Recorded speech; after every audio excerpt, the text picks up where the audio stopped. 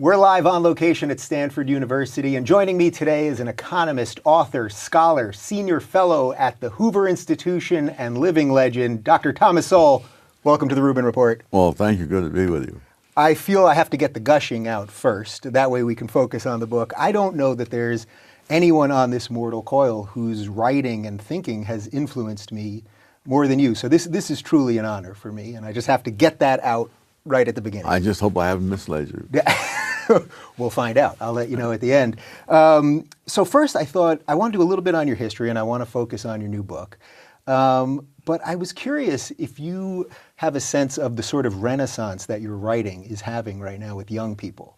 Because when I tweeted out that we finally had you on the show, and we've been trying to make this happen for quite some time, I mean thousands of responses. And I had tons of people just say, please tell him this, tell him this. My awakening was because of Dr. Sowell, all of this. Are you noticing something happening right now because of the unique place we're in? I only know what people tell me. That's even true at Stanford. Yeah. I only know what my research assistants tell me. All right. Well, I will certainly accept that. Well, take my word for it then. So I want to talk a little bit about your history for a bit, and then we'll move on to your new book. Born North Carolina. Yes. Grew up in the Bronx. In Harlem. In Harlem. Tell me a little bit about some of your formative years. Well, you know, I thought about it as I was doing the research for the first chapter, where I get into the birth order thing. Now, had my parents lived a normal lifespan, I would have been the sixth child in the family. They died young, and so I was adopted in infancy in a family as an only child, raised as an only child in a home with four adults. And in terms of what I found about the research on birth order, clearly that was a huge advantage. And so their misfortune was my good fortune. And moreover, the family in which I was raised moved to New York, which at that time had a far superior educational system to that in North Carolina, and far superior to what it is today. Were you always interested in education? I mean, even as a young person? No. I mean, a little kid, there was nothing in my background that would have put me there. But fortunately, in Harlem, there was a kid named Eddie that members of the family had run into before I ever arrived from North Carolina. And he was came from a highly educated family. And they immediately saw the implications if they could get him to sort of mentor me. And now, had I met Eddie on my own, chances are I would never have seen any significance. He would just have been one of the people I passed by. But of course, the adults understood what the future was like, and thinking about things that kids don't think about, despite the great worship of child talkers these days. And so he took me to a public library, and I had no idea what a public library was. Wow. I was 8 years old. And I saw all these books, and I had no idea why we were there when I didn't have any money to buy one book. And so what am I going to do with all these, hundreds of books up on the shelf? And he very patiently walked me through the whole thing. And again, I was very reluctant to take out a library card because I didn't know what all this is about. But he talked me into it, and I borrowed a couple of books.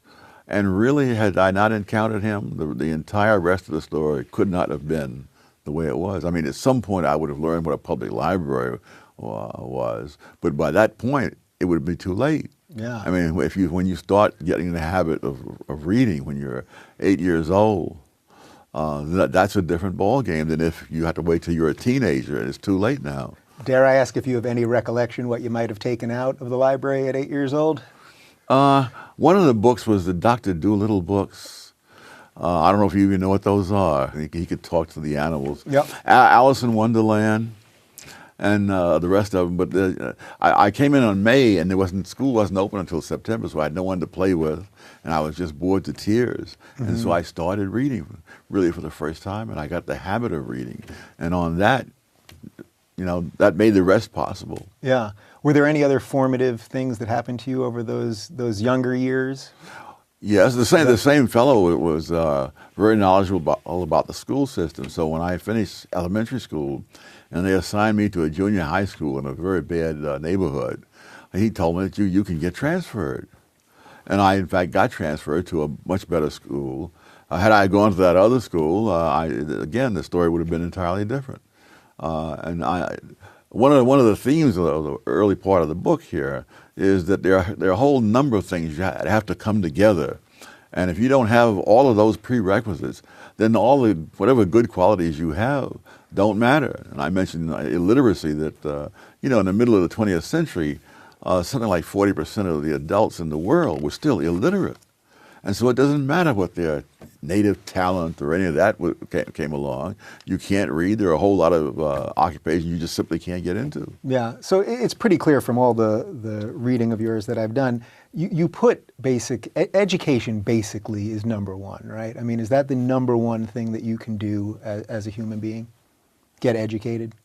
I guess, although I wouldn't carry it too far, because some of the most disastrous notions in the world have come from highly educated people with, I'm sure, high IQs. So perhaps critical thinking with a little education. I will settle for almost any kind of thinking. It's so rare these days. It is oddly rare. So one of the things that I found out that was sort of amazing about your history, you briefly mentioned it right before we started, you were a Marxist at one time in your life. Most people will find this hard to believe, but it is true. But it's not that unusual. Most of the leading conservative thinkers of our time did not start off as conservative. You had a couple like Bill Buckley and George Will, but I mean Milton Friedman was a liberal and a Keynesian. Hayek was a socialist. Ronald Reagan was so far left at one point the FBI was following him.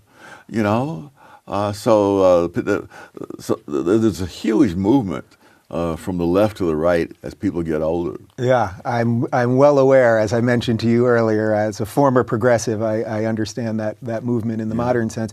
Do you remember sort of what you were thinking, what appealed to you at that time about Marxism?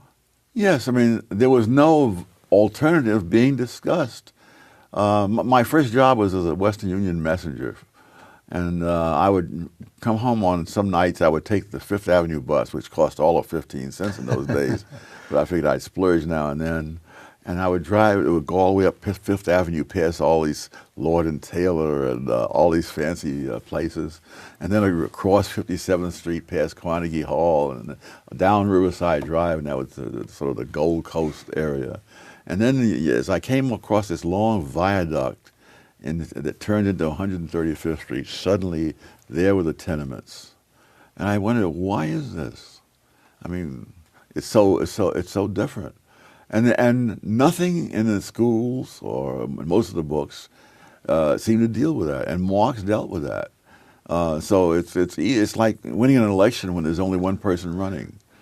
So then, what was your wake up to what was wrong with that line of thinking? Facts. Well, we could probably end the interview right there. Yeah, Facts. There you go. And specifically, my first professional job, I was a summer intern at the U.S. Department of Labor, and I realized from dealing with these people that the U.S. Department of Labor, one of my biggest concerns was about minimum wages. It has been for a long time. And so at first I thought, well, this is good because all these people are poor and they'll get a little higher income, and so that'll be helpful. And then as I studied economics, I began to see, well, there's a downside. They may lose their jobs completely. So that is that. And so when I was at the Labor Department, I tried to talk about that to them, and eventually I came up with some test of it. And when I came up with this test, how we might test this, I was waiting to hear congratulations, you see, that I had this.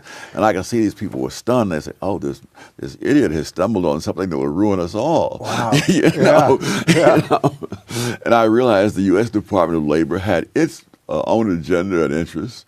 And that did not necessarily mean that whether poor people lost their jobs for minimum wages or got higher pay was their highest priority. Yeah. How much longer did you last at the department? That was really the turning point. Yeah. And then I began to see that all these government agencies and whatnot, they have their own institutional incentives. And you cannot say that the government will step in and do what's right for these people and whatnot, because they'll do what's right for themselves. So I think a lot of people watching this, and I know because I've been so open about my own sort of awakening, are going through this right now. They're realizing that the things that they've been taught for so long are not the truth and are not based in fact. When that happened to you and you started telling other people, not just the people you were working with, be it family or friends, what kind of pushback did you get? Because it was sort of radical ideas in a way that you were talking about then. Well, I didn't feel any need to do a lot of proselytizing. It was enough for me that I was now beginning to understand things I hadn't understood before. And as you've noted in the book, I mentioned minimum wage studies, and really they're incredibly flawed. There's a whole chapter on numbers. And the other thing, getting back to my personal development, I mean, I left home when I was 17, no high school diploma, no skills, no job experience. And I discovered that there was not a huge amount of demand for people like that. But in retrospect, decades later when I do research, I realize that in 1948, the unemployment rate for black 16 and 17-year-olds was 9.4. For whites the same age, it was 10.2. And those numbers are much smaller than we're used to in recent decades. And there's no serious racial difference. In fact, the blacks in my age bracket were doing just slightly better. And of course, one of the things that the minimum wage law does is that it creates unemployment, raises it to multiples of what it was. 1948 was a special time because the minimum wage law was passed in 1938. And in the intervening 10 years, there was huge inflation, and the law hadn't gotten changed. And so for all practical purposes, there was no minimum wage law. But had we had these wonderful liberals insisting that I be paid a living wage that would support a family of four, I would have been unemployed. And I don't know what that would have led to. Right. It probably would not have led up to everything else. So when you think about these wonderful liberals, as you just said, I think there's sort of two lines of thinking. One is that, the road to hell is paved with good intentions. I try not to besmirch and it's a super highway. It's a super highway, exactly. I try not to besmirch their intentions. But then I think there are people that are either have confused thinking or have ulterior motives or whatever else. What do you think it is? As someone that is so based in fact, and we're going to get to plenty of that fact in a moment, what do you think the thinking is, the flaw in the thinking? Oh, I think it's the idea that you don't have to check a good-sounding idea against what actually happens. The whole and there are people to this day who think that the 1960s was just a great period. And I'll say to them, do you realize how many good trends, the murder rate among black males had been going down for 2 decades. By 18% in one decade, 22% in the next decade. And in 1960, it suddenly takes a U-turn straight up. And that was not peculiar to blacks or even to the United States. Pinker's book about violence said, that throughout the Western world, the homicide rates did a U-turn in the 1960s. So the question is, what actually happens when you put your wonderful ideas to work? Do they produce the kind of thing you thought they were going to produce, or do they produce all the opposite in many areas, and they produce lots of opposites? Yeah, I'm glad you mentioned Steven Pinker. I had him on the show a few weeks ago, and yes. I think he's one of the clearest thinkers we have. And his new book, Enlightenment Now, is that things are trending more positively. But even hearing that is very hard for a lot of people. Well, it depends on what your baseline is. Pinker is much more optimistic than I am. I happen to be very pessimistic about the future, but I hope the optimists are right. Do you think you're a pessimist by nature? No, but I think having studied so many things that sounded so good and ended up so bad, it makes me doubt, especially when there are people who are anxious to spout off with very little study of what they're talking about. Yeah, we've got a lot of that these days. Do you think that has ramped up, or yes. I think social media seems to amplify things, but do you think it's always been that way, about just sort of this endless pontificating of people that really don't know what they're talking about? Well, there's always been that, as long as there have been human beings. But the question is the magnitude of it, and the ability of various institutions to shut out any other viewpoint, and of which the universities are the worst examples. Yeah. That I mean, when I see the riots when Charles Murray shows up, and I happen to know Charles Murray. I mean, if you can demonize Charles Murray, you can demonize anybody. Yeah. I mean, and I listen to see what are they going to quote that he said. I've never heard a single quote of it. All the books the man has written, they never quote anything he said. Yeah. And a lot of what he said is the direct opposite of what they claim he said. That tells you a little bit about sort of the state we're in right now. Yeah. So this thing that's happening on college campuses right now that everyone seems to think is freezing free speech, and it seems to be speech that's generally thought of as right. So it's conservatives, libertarians, further people on the right than that. You're saying that's really not a new phenomenon. You were kind of facing that. It was not that bad in the 1950s when I was a Marxist, and when Senator Joe McCarthy was tracking down anybody on the left. But I said whatever I felt like, wherever I felt like it, and I got no such blowback. That's really interesting. So McCarthy's talking about all this stuff, but you had no problem being an open Marxist. He was in Marxist. Washington, I was in Cambridge, and so be it. Yeah. So you do think something has gotten worse now? Oh, no, there was a number of things. Venereal diseases, for example, were going down at a very steep rate. It was either syphilis or gonorrhea that was 1/2 as prevalent in 1960 as it was in 1950. The brilliant idea was to bring in sex education, you see, to avoid unwanted pregnancies and so on. And venereal diseases skyrocketed. Unwanted pregnancies, teenage pregnancies skyrocketed.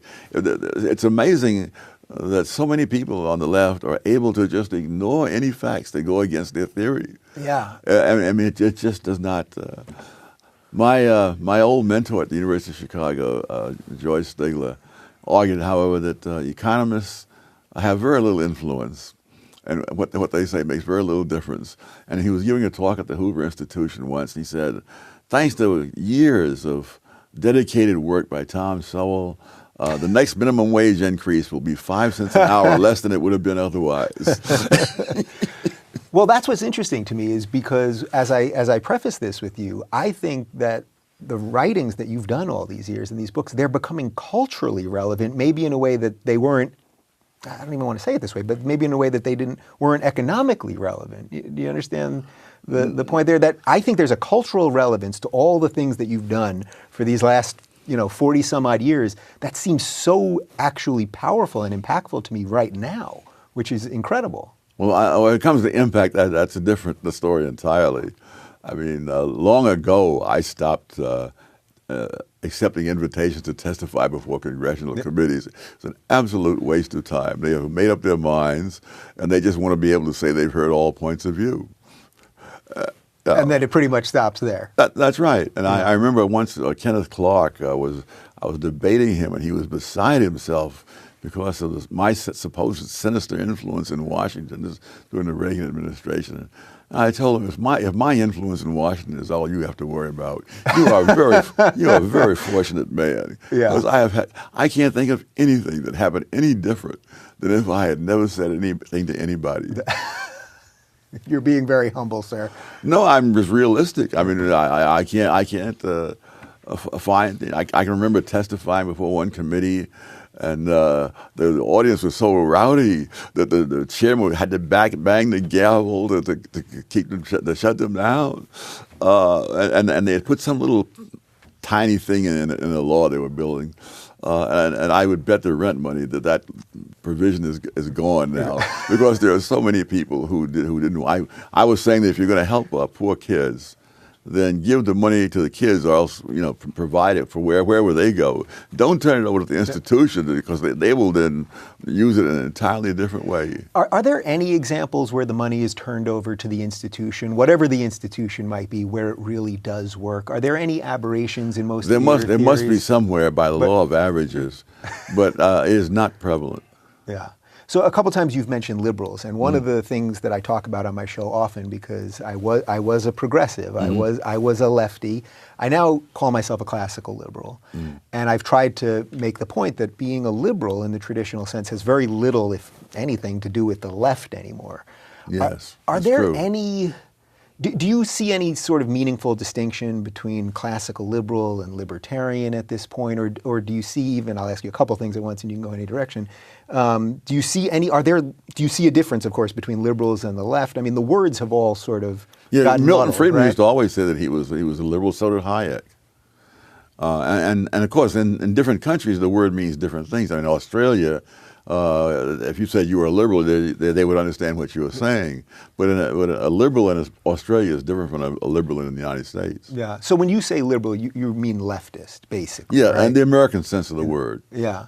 Do you think there's any sort of real distinction that needs to be made between classical liberal and libertarian? That's one of the things that people ask me all the time. And I know you're not big on labels generally, but I did read something where you said that the closest thing that you could be labeled as is libertarian. Is that still where you're at? Yeah, except of course in foreign policy.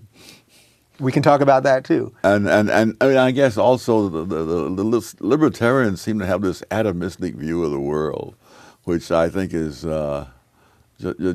completely unrealistic. Yeah. So go ahead. Because I mean, not only in my life, but in the lives of people around me, the surroundings make a huge difference.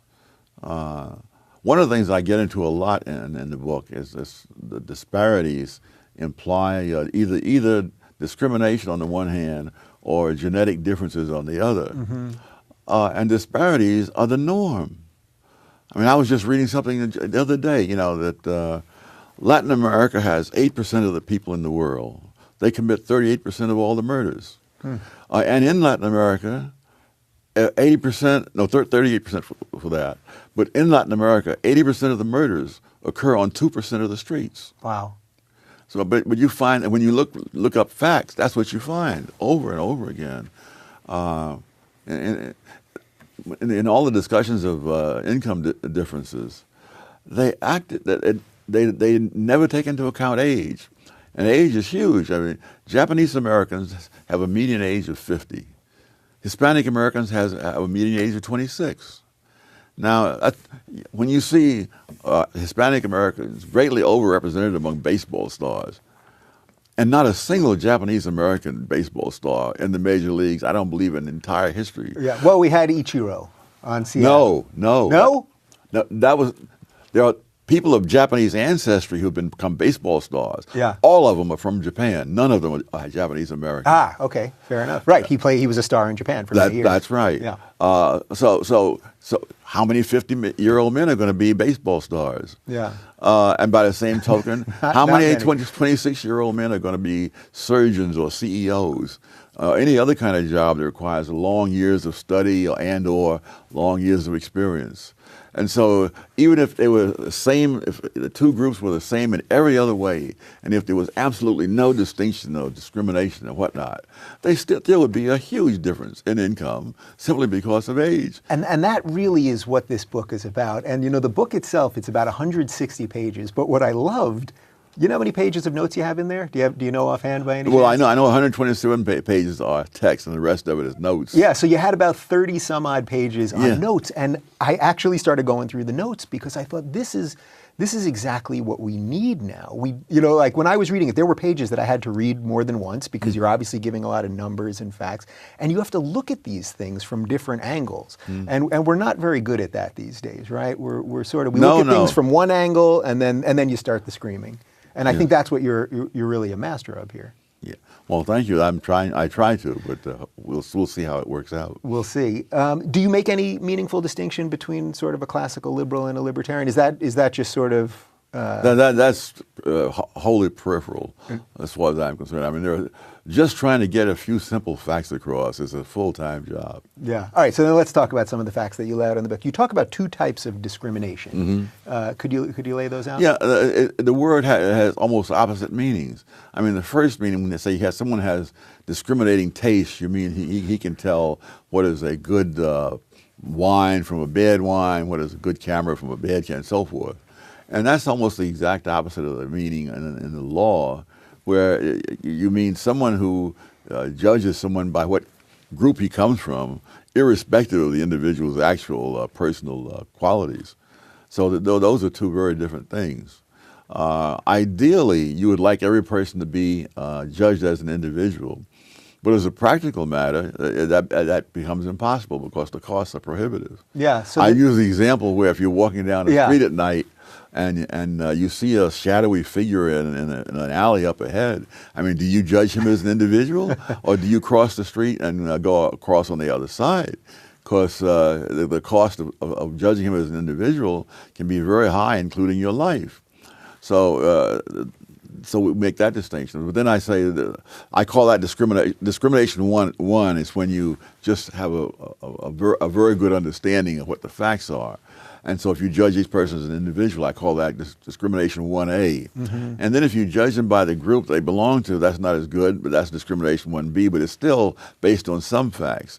Discrimination 2, which is what reason we have anti-discrimination laws, is that you don't worry about that at all. If he's someone that you don't like for whatever reason, then you biased against him. Yeah. Are you shocked when you look at what's going on right now and see so much talk about race all the time, so much talk about all of the things that separate us, the very things that you've been arguing against based in fact for so many years that seem in an odd way more, I don't think there's more racism now than ever or more of these dividers, but there's more talk about it. Yes. And it's devastating. I mean, wars in general are much easier to start than they are to stop. I mean, when that fellow in Serbia shot the Archduke, I mean, who knew that was going to cost millions of people around the world, including people from the United States about 10,000 miles away, are going to come over there and start shooting. Yeah, the Great War. Yeah, and you can't get and I'm worried about the current trade war. You start a trade war, you may never be able to stop it in the next decade. Because there are too many people involved, too many cross currents of interest and so on. What would you do about our school systems? Oh my goodness, I'll try to be rational. Do try. They are so awful. The public has no idea. I'm reading a book about the schools, and the woman who's writing it, Diane Ravitch, is talking about how teachers have due process before they can be fired. Now, when you look into the facts of it, right down here in, I think it was Atherton, it cost $500,000 to fire one incompetent teacher. You don't have a big enough budget, And right. in New York, you have something called the rubber room. These are teachers who are so incompetent that the principals don't want them in the classroom. And they get paid full salary, and they show up, and they accrue pension rights and so forth. And the last time, I forget how many millions of dollars are spent a year in New York paying for teachers who don't teach, and in fact don't do anything but show up at the same time as if they were teaching, and they read magazines or whatever they feel like doing. And this farce goes on at a time when they don't have enough money to provide the kids with decent supplies. So how do we scale back this? I mean, we can talk about it through the lens of education, but in any area where the government has taken on a bigger role than it's supposed to, I think one of the things you hear all the time is it's sort of too late. I think a lot of people think it's too late to take back that government power. No, heavens, during the Reagan administration, that was the only time I know of when the Federal Register grew smaller, that is, where they compile all the laws that have been passed in a given time. So it can be done. It's not easy, but it can be done. Someone once, there was some issue that Reagan was discussing, and someone said, it's complicated. He said, it's not complicated. It's just not easy to do. I mean, right now, one of the big farces out here talks about affordable housing. And they're appointing blue ribbon committees to look into why there's no affordable housing. And I think that's like appointing a blue ribbon committee to explain why the ground is wet after a rain. I mean, it's very simple. If you prevent people from building housing and the population is growing, you're going to have a housing shortage, and you won't have affordable housing. It's really, economics 1 during the first 2 weeks. They're not very good at taking economics 101, I don't think. So would your answer be in almost every case to just scale back government, scale back regulation? No, it depends on what they're doing. There are some things that government is necessary to do. So what are those type of things that you... For security, first of all, having dependable laws. Some people think that if you're for free markets, that means you don't think the government should do anything. No. The free markets don't operate except within a framework of laws. That's wholly different from having them operate with politicians jumping in at unpredictable times to suddenly pass some new legislation. Yeah. What can we do right now? I mean, so really this would be about just sort of electing more libertarian-minded politicians then? I mean, is that really the only way we can change things, do you think? No, I think the main thing, people have to know what the facts are themselves. If everyone knew what all the facts were, I think you'd have an entirely different set of people elected. I can't believe that either of the presidential candidates in 2016 would have been the candidates if you had an informed public. Yeah, we're not very good at that. How much of this do you think is part of the media's fault? That's one of the things. Well, the media are mostly uninformed. No, they're not uninformed. They are misinformed. Mm-hmm. And they simply do not check the facts on large issues or small. Yeah. What can we do to fix that, do you think? I mean, I suppose this, right? But writing books like this. Well, but I think more fundamentally, the public that votes has to itself become informed and not be so easily stampeded by slogans and a few numbers thrown around, like women make X% of what men make, and so on. Yeah. When I was studying that some years ago, for example, I found out that young female doctors made much less money than young male doctors. And that seemed like very odd. And so, but when you look into it, you discover that young male doctors work an average of 500 hours a year more than young female doctors, and they get paid for the 500 hours. Mm-hmm. But there's no reason why the women and men should be doing the same thing. Their circumstances are different. So are there any laws that are in place right now that you believe are discriminatory one way or another towards any community or against any community? Oh, I would have to write a much larger book to cover them all. The minimum wage law is absolutely devastating. The policy of saying that you cannot have more kids from one ethnic group disciplined in the school than from another is nonsense. I mean, groups are different from each other in umpteen ways, and to have the presumption that they are the same except for the way they're treated is nonsense. It's never been true, and I don't know why we would think it's true here today. So I do sense that some of what you just said there is bubbling up into the national conscious, because I get a ton of email from black conservatives now, mm-hmm. people that feel that they haven't been represented fairly, or that the so-called leaders of the black community that are on television all the time are actually preaching the complete reverse of everything that you've said here. Yes. Do you sense that there is some sort of growing conservative movement within the black community? There was a time when that community consisted of me and Walter Williams. I know Walter used to say the two of us should never fly on the same plane, otherwise the whole movement will disappear if the plane goes down.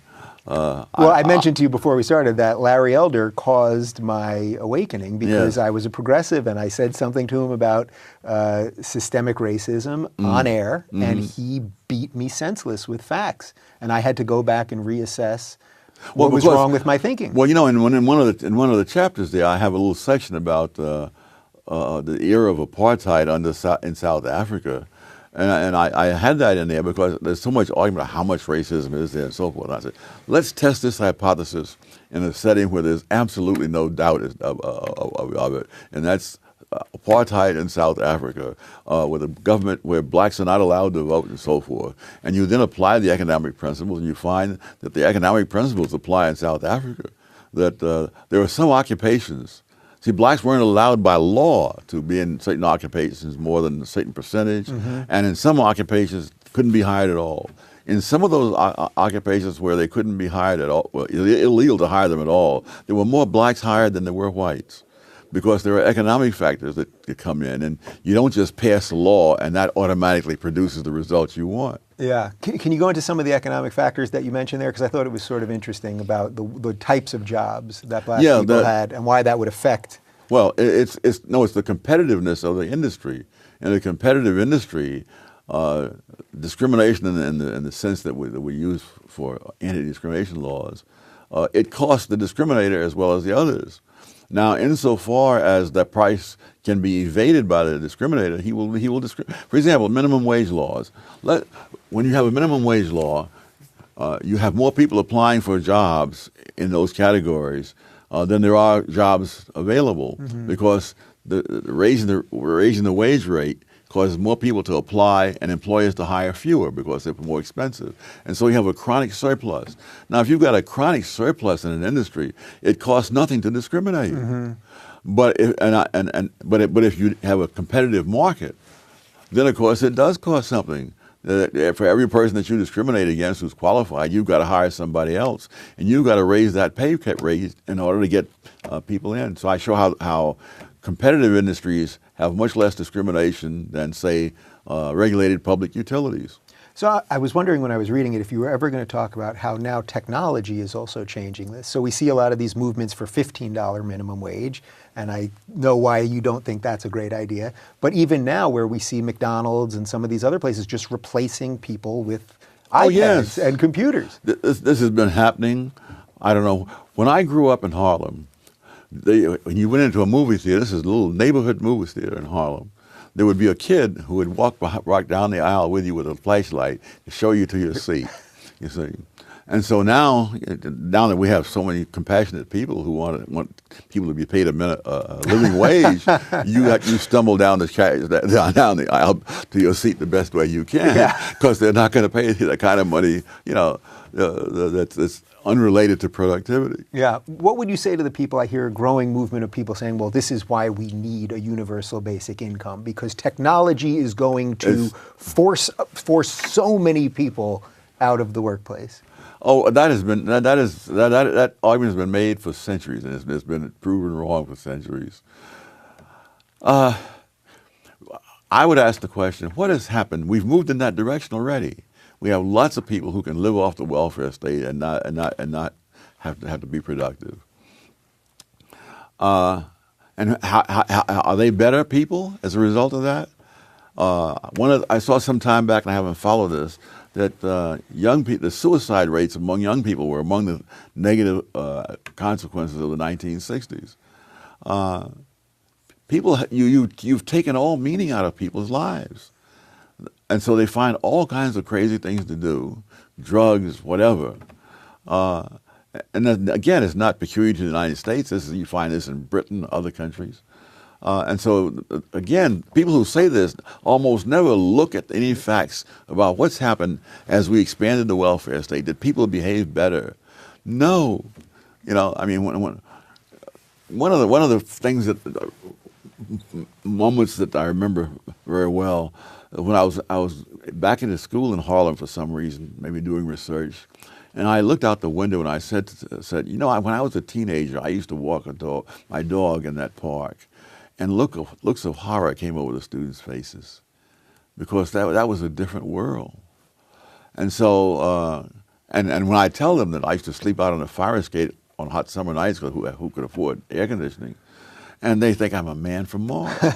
People did that all over New York. They did it in Washington. They did it in North Carolina. Relatives in Washington used to go down Haynes Point, down near the Jefferson Memorial, on hot summer nights and sleep there till sometime after midnight when the heat wouldn't be so bad, and they'd go home at that time. You'd be out of your mind to do that today. It'd be too dangerous. Yeah. So how do we sort of untie some of this? So my sister right now lives on the Upper West Side of Manhattan, not too far from Harlem, and she's in a half rent stabilized or rent controlled building, yes. and half market price. She's on the market price, so she's paying to be in a 2-bedroom in New York City. I don't even want to tell you how expensive it is. But then there are basically half of the building that's paying next to nothing. And that, of course, incentivizes people not to get off the dole, because if you're living in a nice area on the Upper West Side, very cheap, why in the world would you ever get off the dole?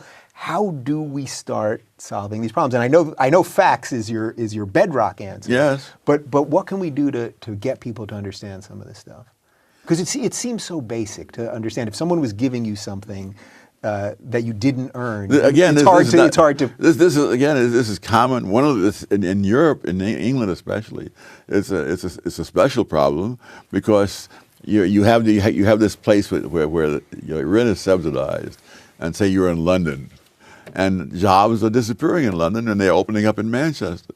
Now, if you go to Manchester, you get on a waiting list for that kind of job. And if you stay in London, you're unemployed, but your rent is low. And so you slow down the movement of people, you slow down the turnover of people in these apartments. But again, most people who talk about this don't even talk in terms of if this, then that. They talk about it as, this is how the world ought to be. Well, heck, I can think of all kinds of things of how I think the world ought to be. But unfortunately, most of those things involve a cost, a trade-off. Do you think there's a system or a government that's doing it better, doing freedom better than we're doing it here? For all the flaws that we have in this system, is anyone doing it better than us? Oh, there may be marginally so, but I think most of the Western world is less free than it was, say, 30 years ago, 40 years ago. By what measurements do you view that? Oh, just the amount of regulations, things and also by consequences. I was reading Milton Friedman's. He and his wife had a joint autobiography, and she's looking at one point. She says looking back on the days when she would ride the IND subway in Manhattan, and what a joy it was. And she said in those long gone days, and the IND subway goes through Harlem. And Milton Friedman and his wife, when they were still courting, used to go dancing at the Savoy Ballroom. Very few people want to, and you know the famous theme song of Duke Ellington, "Take the A Train." Mm-hmm. The A Train goes right through Harlem on the IND line. And so Friedman, who was only 5'2", had no fear of being mugged or even accosted, and go there. And this was common. There was a black actress who used to get finished with play and her socializing afterwards. And at 1 o'clock in the morning, she said she would be taking the subway up to 155th Street and St. Nicholas Avenue by herself and walking home. Nobody does that these days. And so you have to look, one, at what are the facts? How did they change? And you don't simply say. The other thing is that they're saying the No Child Left Behind thing with Bush. Mm-hmm. There are kids who go to school to raise hell, and a handful of those can prevent the whole class from learning anything. Now, the logical thing would be to separate those kids out and let the ones who want to learn something. You can't do that because the ideology says no. And so you sacrifice whole generations of poor and minority kids for this ideology and this utopian notion. Yeah, and we end up in an odd dystopia, probably. Yeah, and Milton Friedman used to say, the best is the enemy of the good. Yeah. And of course, it would be better if everybody could be educated at the same time. It can't be done. So as someone that has survived the arrows and the venom that the left can throw at you, because I see a lot of this these days, I see even what they say to me, I get a lot of email from people saying, how can I be brave enough to do it? And I think it's particularly a unique situation for minorities that consider themselves conservative or libertarian or a little bit to the right. So I've mentioned Larry Elder before, and of course you and my friend David Webb, and there are some more black conservatives than perhaps there used to be. Oh, no question about it. What would be, if someone's watching this right now and just needs that little extra bit of courage to start saying what they believe? No. You have to look at the circumstances. I mean, I've advised some young people, do not go into teaching in public schools, because the odds are so stacked against you, and people can write bad references for you, especially when you're young, and what they say about you is all that someone sees. Now, by the time I was teaching at some of these schools, I remember one place where the department chairman used to threaten one of my colleagues that he wouldn't write good references for him. I'd published stuff while I was still in graduate school. I had Milton Friedman and George Stigler to write references for me. What this guy said there as chairman of the department wouldn't matter a bit. But most people don't have that situation.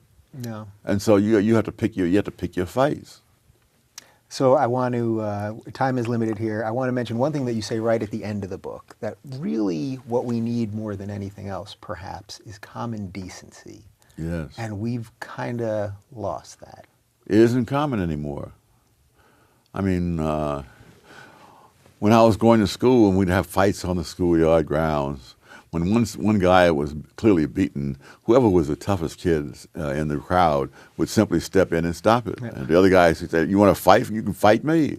You know. That's what we need in the public square now. Yes.